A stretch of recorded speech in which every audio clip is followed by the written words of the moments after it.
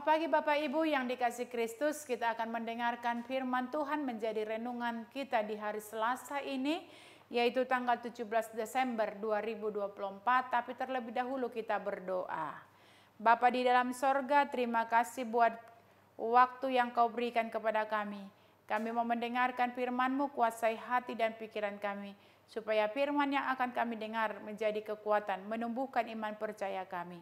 Terima kasih Tuhan, di dalam nama Yesus kami berdoa. Amin.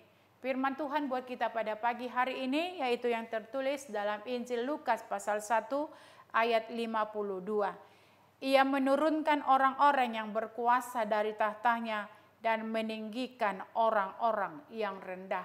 Demikian firman Tuhan. Bapak Ibu yang diberkati Tuhan, Dia berkuasa atas manusia seutuhnya. Meskipun manusia selalu merasa paling berkuasa, manusia bisa saja menipu Allah dengan berbagai cara yang dibungkus dengan kebaikan. Tapi Allah tidak akan tertipu oleh muslihat manusia, serapi dan sebaik apapun. Karena Allah Maha Kuasa dan Maha Tahu. Kekuasaannya bukan hanya atas manusia, tapi mengatasi langit, bumi, dan jagat raya, serta semua ciptaannya.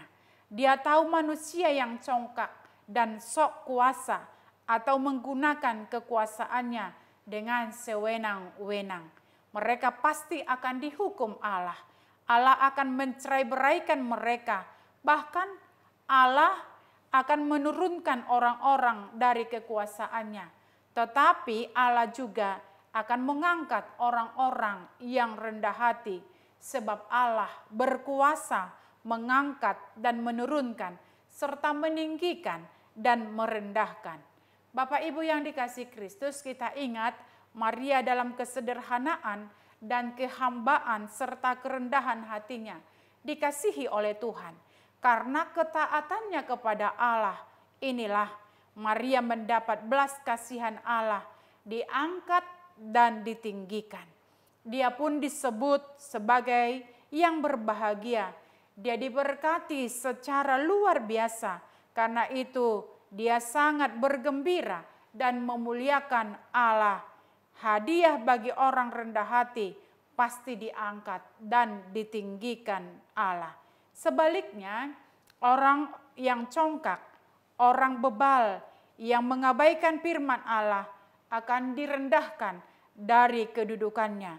Apalagi mereka yang mendapatkan kedudukan dengan cara yang melawan kehendak Allah dan melaksanakan kekuasaannya dalam kecongkakan dan mengabaikan kehendak Allah atau menghalalkan segala cara, pasti akan dihukum Allah. Orang-orang yang demikian akan diturunkan dan direndahkan Allah. Allah akan menyatakan kekuasaannya atas semua orang dalam keadilannya yang agung dan mulia.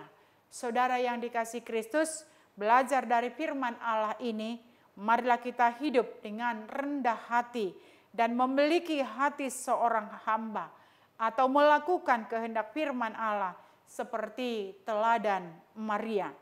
Jangan congkak, supaya kita tidak diturunkan dan direndahkan.